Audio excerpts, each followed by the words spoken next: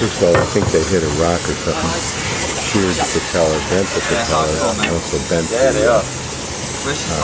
rudder out of position. From Aberdeen. The rock they did was they took the propeller off, laying down the lip, and now they're letting down the position.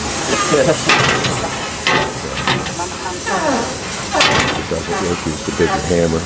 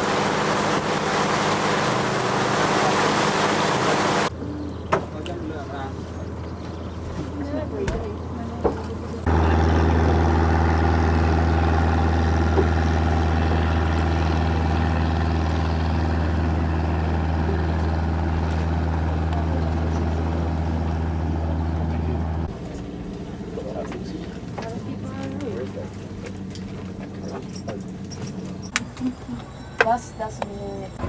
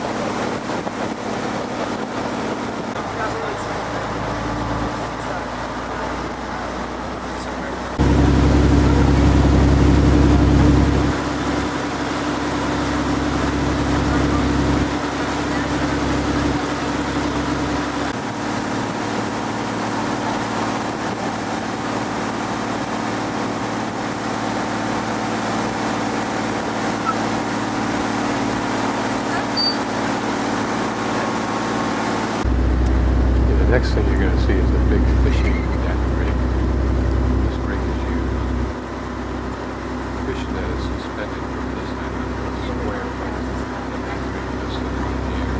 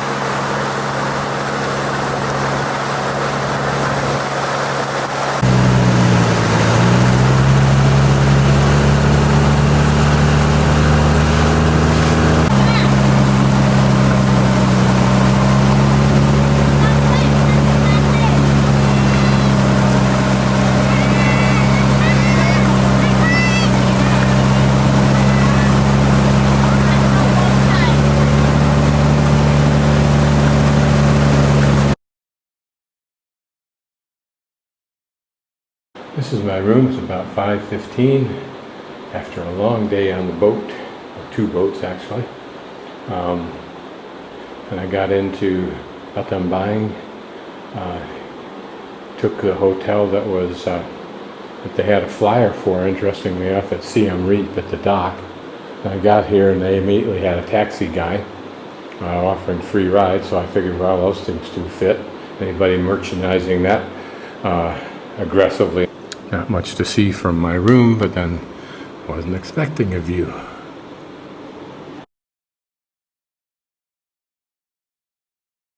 Well, to encapsulate the day, we started at 6 o'clock when we were supposed to be ready for the bus, which didn't get there with the van until sometime after 7, of course.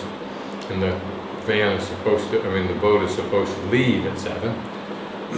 And we loaded up, we filled the van up, at least by European standards and American standards. It was an old van. And we had, the driver and 2 people in the front seat, 3 in the next row, 3 in the next row, 3 in the next row, and 3 in the next row. When we got to, we thought we were going directly to the boat. Our luggage was piled on top and tied down with a rope. We got to a spot and stopped in town, and they were going to load 4 more Europeans in. 4 of those Europeans objected strongly. 2 of them ultimately gave in and actually were able to be put in the back. The other 2, apparently there was a second van coming, and so they opted to go that way, which I suppose worked out fine. They were probably on the boat, I don't recall. So then we got on the boat, started to back out, hit something with the propeller, and it bent the propeller, broke the key pin on the shaft, apparently stripped it, and damaged the rudder. So they fooled around we are being back more than 30 feet from the dock now.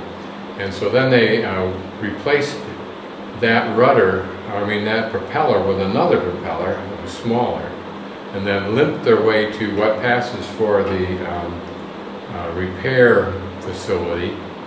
And there they were able to remove the temporary propeller, put on the original one after they had banged with a sledgehammer to get the propeller to approximate the original dimension it had, so it wouldn't cavitate, I suppose. And then they, again with a bigger sledgehammer and another sledgehammer, they managed to start to fix the rudder, which apparently required that the rudder assembly rotate on this vertical shaft. And that's what they were using the sledgehammers for. After they'd done that, they had done so much damage to the rudder itself, they then got out the welding torch. Now remember, all this is taking place on a beach. Well, that's overstating it. On the shore, the welder is run by a compressor engine, or not a compressor engine, the regular engine that's apparently generating the power for that. Anyway, so then we take off, and we're now probably an hour behind at least. We get out into the middle of the lake. We are in the middle of the lake, and we stop again because there's smoke issuing from the engine compartment. So the one European panics and grabs his, he was a young guy too, musician, grabs his life preserver off the ceiling. His girlfriend does the same. I reach up for it and ask myself, what am I doing? Too early to let somebody else panic me. Anyway, so the guy tried to fix it, started up, but it didn't work for more than about 10 minutes, and then he stopped and went back and worked for another hour. So we blew probably 2 to 3 hours there at least. And they ultimately fixed it by jamming apparently a plastic bag into something. So then we got going again. Then they had to stop again because something else went bad. You could smell plastic burning. This time they fixed it and it worked good. We got all the way into what is a long river going to Battambang. But we got to the part where, for some reason, we stopped and for a pit stop and to buy whatever food you wanted. And there was this cluster F in which half of us ended up in another boat. I liked the other boat a lot because it was made out of fiberglass. It had a lower probability of sinking, and it didn't have, to our knowledge yet, a history of the engines having defects in it. And it was a smaller boat, which I think would prove to be the reason why they then had a second boat and why it was advantageous to be in that one. The reason for that is that we roughly were split. I went into that boat immediately because I only carried a small day pack. I just trimmed down when I go away for a day or two from a principal city like Siem Reap for a day trip, which this is 2 days, 3 days actually. And so I just grabbed my backpack and a day pack and slung it in the second boat, and we got in there and took off pretty quickly. The other boat's still fooling around. Those people were reluctant to go because, including some of the people on our boat, had luggage on that first boat, and they would have to sit and wait for that to show up or do something. Nobody really knows in advance what they're going to do when a problem arises. So these people had no clue, nor did the people who were running the boat have any clue how they were going to connect again with their luggage. Anyway, we took off, and incidentally, there was one other stop on the first boat where we had to make a long length of repair. And then the benefit of that was that we ended up doing these second repairs in the midst of floating villages. Now, you can take a tour and see a floating village, or you can do it our way, where you go slower than the tour, and you bang up against their houses, and then eventually just tie up to one of their houses while we do the repair. So we really had an extra benefit, if you will, in that sense.